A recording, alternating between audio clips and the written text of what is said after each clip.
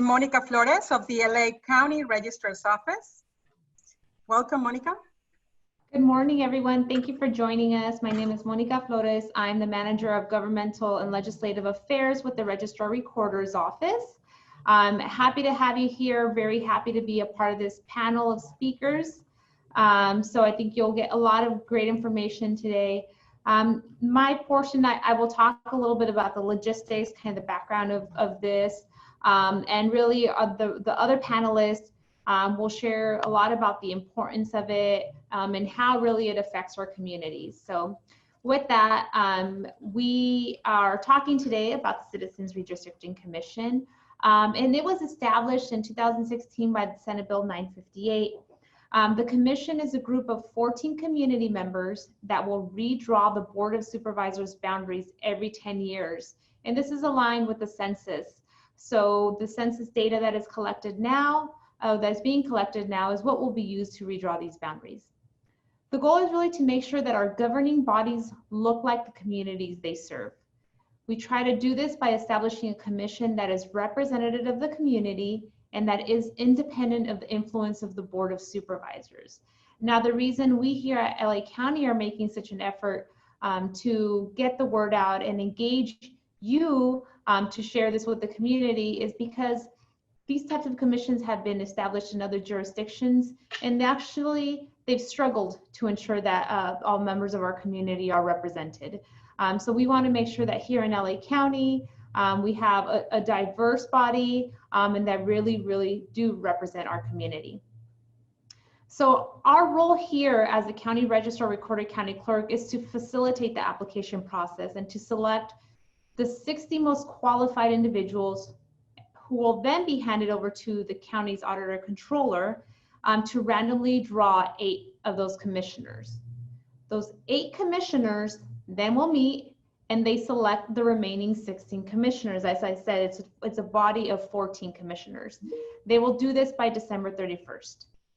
Once all 14 of the commissioners are established, they will need to hold public meetings and develop an outreach strategy, analyze census data, and in general, gather information that's needed to redraw these lines.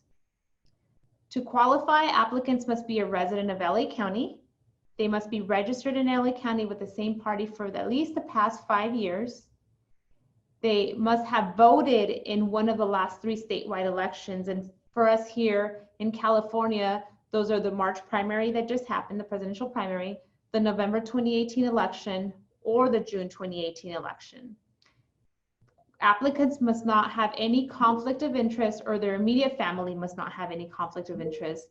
Some examples, I won't list them all, they're available in the application on the site, but some examples are of conflict of interest are to have been appointed by an elected official, to be appointed as an elected official or an elected official, I'm sorry, to be an appointed or elected official, to serve as an employee of an elected or appointed official, or to have been a lobbyist. Again, those are just some examples. There's a couple more that are listed on our site. Interested individuals can go to our website at eligibleL.A and either print a paper application or submit an online application. The application must be completed fully, and it includes questions about their skill set, their experience, includes information about past or present activities that may be a conflict of interest. Applicants may be required to submit a statement of economic interest form, 700, and the deadline to apply is August 31st. So that's the kind of the logistics, the process of it. Those applications, like I said, we will, as our department, we sort through those, pick out the 60 qualified individuals, make sure that that pool is representative of the county. It's handed off to the auditor or controller, who then does the draw that I mentioned a little bit earlier. So with that, I encourage all interested individuals to visit eligibleL.A as soon as possible to obtain, complete, and submit the application prior to the deadline. That's all I have for today. Like I said, my fellow panelists will really be talking a lot about the impact that this has on our communities. Pilar, I have a question. Yes. Once you're on the commission, what is the time commitment? what would you say is the average amount of time somebody needs to commit before applying so that we know the applicants have the time? Mm-hmm. So I don't have information on the time commitment, and maybe this is the question we can kind of hold to see if one of our panelists can respond to based on what they've seen maybe in other jurisdictions. But I don't have that information. Like I said, with our role here, we're essentially selecting the qualified individuals. Okay. So I'll make it quick since this won't apply to everyone. Lo que estamos haciendo el día de hoy es invitando a personas interesadas que se registren o que apliquen para la comisión para el distrito del condado. Lo que esas personas hacen es de que van a hacer las líneas que pertenecen a los supervisores del condado, y ellos, ese grupo de individuos que van a hacer las líneas para el condado, tienen que representar el condado, y por eso quiero decir que refleje la comunidad del condado. Entonces el día de hoy los estamos invitando para que apliquen y ayuden a formar lo que son las líneas del condado. Thank you very much. We're going to move ahead to the next speaker. So with us we have Cathay Feng, National Redistricting Director of Common Cause, and she's going to talk about the importance of having a diverse pool of applicants. Welcome, yes, Cathay. Thank you. Hi. Thank you so much to everybody who's listening in. With your permission, I will try to share my screen. Is that possible? Yes, you should be able to if they give you permission. Yeah, give me 1 second. Thank you.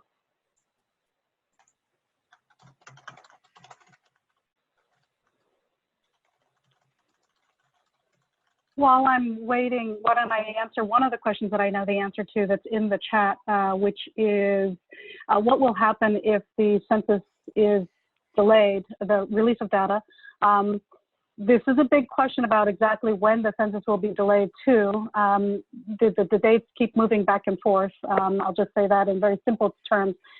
If the data is not released until July 31st, then it is absolutely true that every commission and every city council and every state legislature that was expecting to get the data earlier will have to push its process of redistricting until later, and that includes LA County's commission. Okay, looks like I might have the ability to share my screen now. And so I just wanted to start with a quick explanation of how redistricting works. And it's important because I think in order to understand like what the challenges are, you have to kind of understand the basic process. And that is that we draw lines every 10 years to make sure that there's an equal number of people in each district.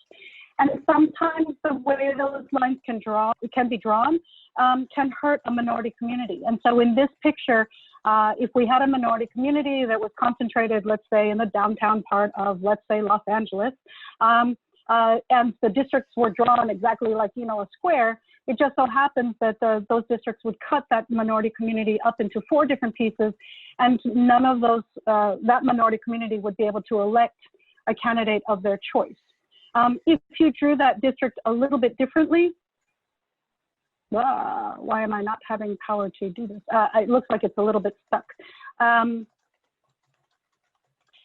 You would have a much different outcome where if the community was held whole, you could see that, you know, a majority of the people who lived in that community have the ability to elect a candidate of their choice. How does that play out? In the past, you know, we've seen a lot of communities that have been cut into pieces. In the early 2000s, I worked with Asian Americans Advancing Justice, and we worked to organize the Korean American community because they really saw Koreatown as being split into 4 pieces. And decade after decade, even though there was a lot of advocacy to try to put that Koreatown area all into one district, which would have benefited not only the Asian American population there, but also the Latino population, it was always split into 4. Our hope is to make sure that there is a diverse group of commissioners, so that as they go out to listen to the testimony of the many, many communities that compose Los Angeles County, that they'll really hear the stories and the importance of why holding those communities together and drawing districts that really give them a political voice can be done in this next round of redistricting. I want to give you a quick example of what happens when it's not. In 2003, Watts was hit by a crazy snowstorm. And if you can believe this, this is in Southern California. Watts is primarily African-American and Latino community and buried under snow, not ready at all to build new houses, that are snowproof. And certainly we didn't even have sort of the ability to dig our cars out. And that community went to its legislators and congressional members to try to get representation, to get federal emergency declared, to get funds to rebuild, to make sure that this community that was already hard hit economically could try to rebuild in this crazy emergency. But what they found was that they were ignored. And why was that? Because if you look at the community of Watts, and here it's in green, they're divided they were in 2001 through that entire decade through 2010, divided into 3 different congressional districts. The red lines are the districts.